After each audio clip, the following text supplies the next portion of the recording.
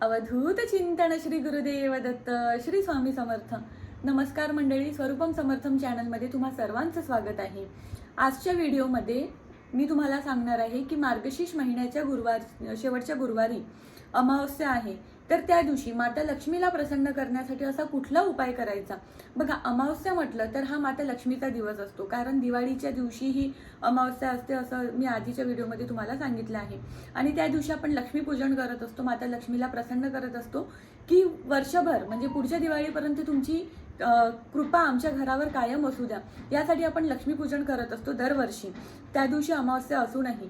तर मग आता मार्गशीर्ष महिन्याच्या शेवटच्या गुरुवारी जेव्हा अमावस्या आहे आणि मार्गशीर्ष महिन्याच्या माता लक्ष्मीची आपण पूजा मांडतो आहे, तर तेव्हाही आपण लक्ष्मी प्राप्तीसाठी हा एक उपाय करा, म्हणजे ज्याने आपल्या घरात भरभराटी येईल, सुख समृद्धी नांदेल आणि आपल्या तिजोरीत कायम पैसे नांदेल.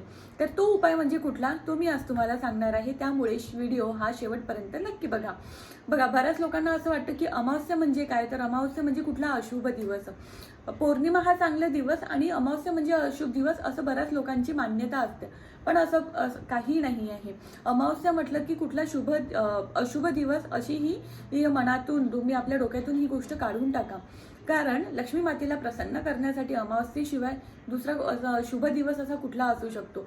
याचंच उत्तम उदाहरण म्हणजे आहे लक्ष्मीपूजनाचा दिवस, दिवाळीचे दिवस, की ज्या दिवसात आपण अमावस्या असूनही माता लक्ष्मीला प्रसन्न करण्यासाठी विविध पूजा करत असतो, घर सजवत असतो, दिवे लावत असतो. तर मग याहूनही शुभ दिवस असा कुठला असणार आहे की आपण ज्या दिवशी माता लक्ष्मीची आराधना उपासना करायची आहे.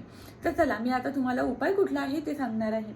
तर आपल्याला मार्गशीर्ष महिन्याचा शेवटचा गुरुवार येतो आणि त्या दिवशी आपल्याला एक सेवा करायची, एक उपाय करायचा आहे. तर बघा, तुमचा व्रताचं उद्यापन असणार आहे. त्या दिवशी व्रताचं उद्यापन असणार आहे, तर तेव्हा तुम्हाला ही सेवा करायची आहे. पण ही सेवा अमावस्येच्या काळात तुम्हाला करायची आहे. म्हणजे कधी, तर बघा, संध्याकाळी गुरुवार दिवशी 11 जानेवारी 2024 गुरुवार दिवशी 5:26 अमावस्या संपणार आहे.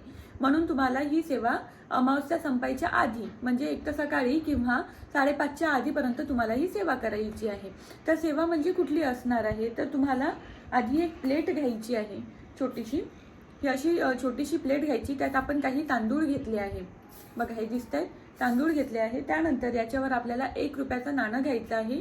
ते नाणं आपल्याला ह्या तांदळावर ठेवायचं आहे. नाणं तांदळावर ठेवलं की ह्या नाण्यावर आपल्याला तांदूळ टाकायचं आहे. म्हणजे तांदळावर नाणं ठेवलं आणि ते नाणं आपल्याला पूर्णपणे तांदळाने झाकून घ्यायचं आहे. एक दिवा घ्यायचा आपल्याला, तो दिवा त्या नाण्यावर ठेवायचा आणि जिथे आपण पूजा मांडलेली आहे, जिथे आपलं देवघर आहे, तिथे आपल्याला हा दिवा प्रज्वलित करायचा. तुपाचा असो की तेलाचा असो दिवा, कुठलाही चालेल.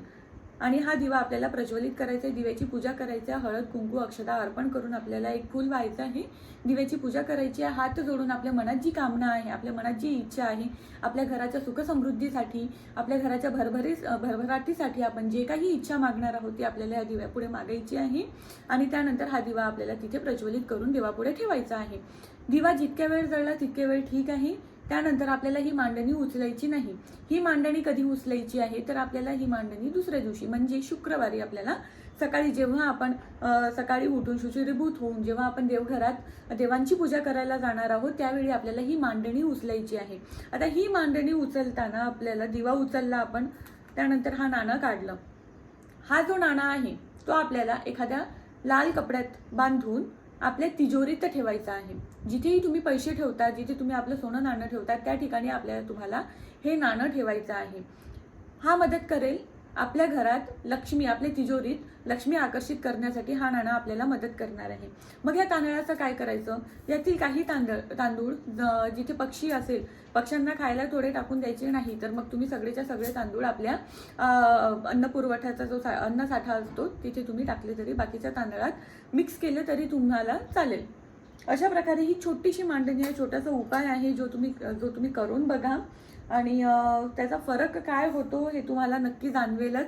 अशा प्रकारे ही छोटीशी सेवा मला तुम्हाला सांगायची होती, त्यामुळे तुम्हीही करून बघा आणि फरक तुम्हाला नक्की जाणवेलच. व्हिडिओ आवडला असेल तर लाईक करा. ज्यांना कोणाला ह्या व्हिडिओची गरज असेल त्यांच्यापर्यंत हा व्हिडिओ पोहोचवा, शेअर करा आणि अजूनही चॅनलला सबस्क्राईब केलं नसेल तर नक्की सबस्क्राईब करून जा. भिवू नको, स्वामी सदैव पाठीशी आहे. धन्यवाद.